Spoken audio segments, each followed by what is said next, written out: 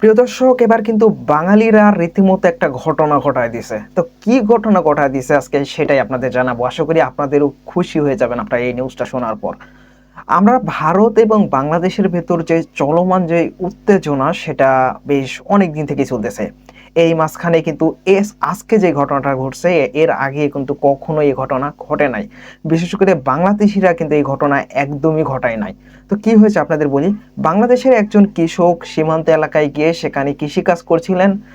তার প্রেক্ষাপটে যেটা আমরা দেখতে পাচ্ছি যে নিউজ থেকে যতদূর আমরা জানতে পারতেছি সেখানকার বিএসএফ যারা রয়েছেন তারা সে কৃষককে ধরে মারধর করে তুলে নিয়ে চলে যায়। তো এই ব্যাপারটা বিজিবি না এই ব্যাপারটা কিন্তু বিজিবি জানে না। তো এরই মাধ্যমে তাদেরকে তুলে নিয়ে যাওয়া হয়। তো যখন এই কথাটা রীতিমতো গ্রাম এলাকায় ছড়িয়ে গেছে, ঠিক সেই মুহূর্তে বাংলাদেশে কিছু যুবক যাদের রক্ত এখনো গরম, আসলে তারা হার মানতে শিখেনি। আসলে তাদেরকে কি বলে উপাধি দেবো আমি আসলে এই মুহূর্তে ভাষাই পাচ্ছি না। বা সেই সকল যুবক একত্রিত হয়ে ভারতের ভিতরে গিয়ে ভারতের একজন কৃষককে মারধর করে তুলে নিয়ে চলে আসেন। তার পরবর্তীতে কি হয় আমরা সকলেই জানি। মূলত বিএসএফ আর বিজেপির একটা ফ্ল্যাগ মিটিং হয়, তারপরে সেখানে আলোচনা হয়। এই ফ্ল্যাগ মিটিং এ কিন্তু তেমন কোনো ফায়দা হয় না। আমরা দেখেছি যে বাংলাদেশের একজন কৃষককে তুলে নিয়ে গেল, নিয়ে যে আর কি ফ্ল্যাগ মিটিং তারা করতেছে।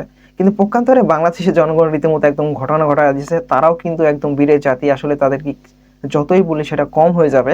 তারা আবার ভারতের ভিতরে গিয়ে ভারতের যে কৃষক ছিল তাদেরকে ধরে মারধর করে তুলে নিয়ে চলে আসছে। তার পরবর্তীতে কি করে সেই কৃষককে বিজিবির হাতে হস্তান্তর করা হয়।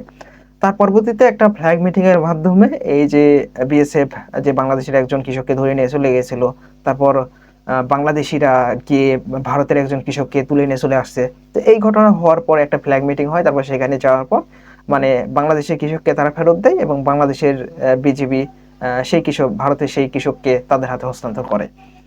এই যে একটা চলমান পরিস্থিতি, এটা আসলে কোন দিকে যাচ্ছে এই মুহূর্তে আমরা সকলেই জানি যে এই চলমান পরিস্থিতি দিন দিন কিন্তু আরো ভয়ানক আকারে ধারণ করতেছে। বিশেষ করে বিএসএফ যেটার উদ্বোধন করতেছে সেটা বাংলাদেশ কিন্তু শেষ করতেছে।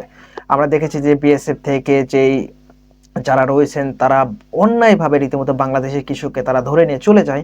তার পক্ষান্তরে আমরা দেখতে পাচ্ছি যে বাংলাদেশের জনগণ ক্ষিপ্ত হয়ে ভারত থেকে তাদের কৃষককে ধরে নিয়ে আসে এবং তার পরবর্তীতে ফ্ল্যাগ মিটিং এর মাধ্যমে যাদের কৃষক তাদেরকে হস্তান্তর করা হয়।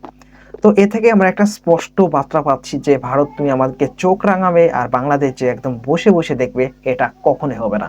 প্রিয় দর্শক, ভিডিওটা আপনাদের কাছে কেমন লেগেছে অবশ্যই কমেন্ট বক্সে জানিয়ে যাবেন এবং আপনাদের মতামতগুলো কমেন্ট বক্সে জানিয়ে যাবেন। আর যদি ভালো লেগে থাকে দয়া করে ভিডিওতে একটি লাইক করবেন। আর যদি মনে হয় আপনারা এই ধরনের ভিডিও দেখতে চান তাহলে দয়া করে আমাদের চ্যানেলটি সাবস্ক্রাইব করুন। শুধু সাবস্ক্রাইব করলে হবে না, অল নোটিফিকেশনটা অন করে দেবেন। এতে করে আমাদের ভিডিওগুলো আপনার কাছে পৌঁছাবে। ধন্যবাদ সবাইকে।